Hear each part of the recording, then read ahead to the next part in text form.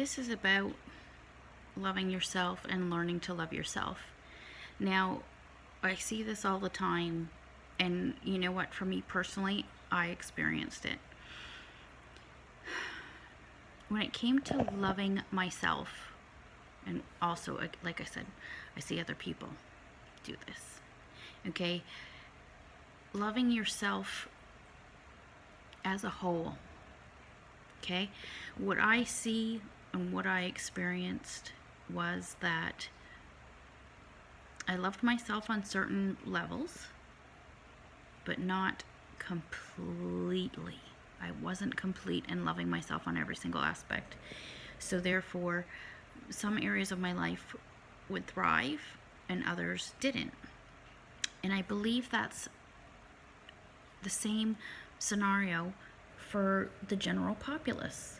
We love ourselves, but we only love ourselves on certain levels, not on all. So the question is how do you achieve that oneness, that fulfilledness, that I am whole, and how do you love yourself altogether? Well, I think first of all you have to realize and analyze what aspects of not loving yourself you have. Okay? So, so for instance, some people, right, are really physically fit. They take care of their body, they're paying attention to what they eat, but yet they're not paying attention to their mind.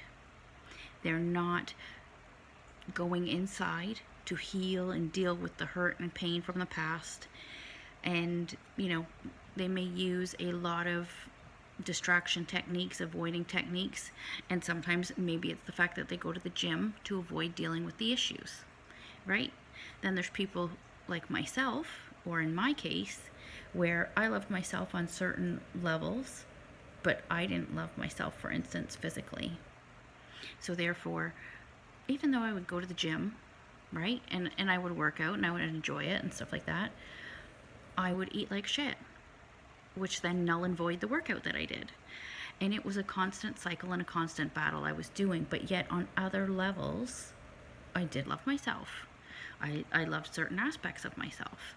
So then what I had to do personally was that I had to start looking inside, figuring out my patterns. I had to do subconscious work. I had to work on my ego. I had to do a lot and a lot and a lot of healing. Now people go, well, healing, what do you mean? Well, for me, there's different modalities that I tried. I tried doing spirituality work. I tried doing Psyche. I was going to go see a shaman. And then, of course, the virus hit and everything went belly up. But in those times, I was able to start using some of the modalities that I'd learned over the years. And I was able to start changing my core beliefs, and I was able to actually start doing healing. Now, when I say healing, I'm talking about past life healing. For me, it's been amazing. For me, like, not only seeing what happened in a past life with my soul, but I've been able to release triggers. I've been able to release blockages, and I've noticed in doing so, my life is starting to change. I have spent thousands and thousands of dollars over the years trying to conquer my addiction to brown pop. Now, it was Coke, it was Pepsi, it was root beer, whatever. It was always a dark pop. We did the association thing. I've done NLP, I've done hypnosis. I've done a lot. But nothing has been able to help me until I started past life healing. Like, that's the only thing I can really put it up to. So I've been able to now cut that addiction cold turkey. I've started actually to take care of my house better than I have before. Just different things, like, and wanting to change. It's not that I didn't want to change before. I believe I did want it, but I didn't want it bad enough in order to execute it. But part of that was because on some level, I didn't feel worthy, I didn't feel deserving, and I didn't love myself enough. So as you start to heal these past life things that you don't even know you have, because trust me, you know what, one day I'll film when I do a past life healing session, because I'm sure there's more shit in there that I need to heal. But like little things that I would see or think are insignificant, it's not even from this lifetime. It's from a lifetime that I don't even know I had. And it would happen continuously like this.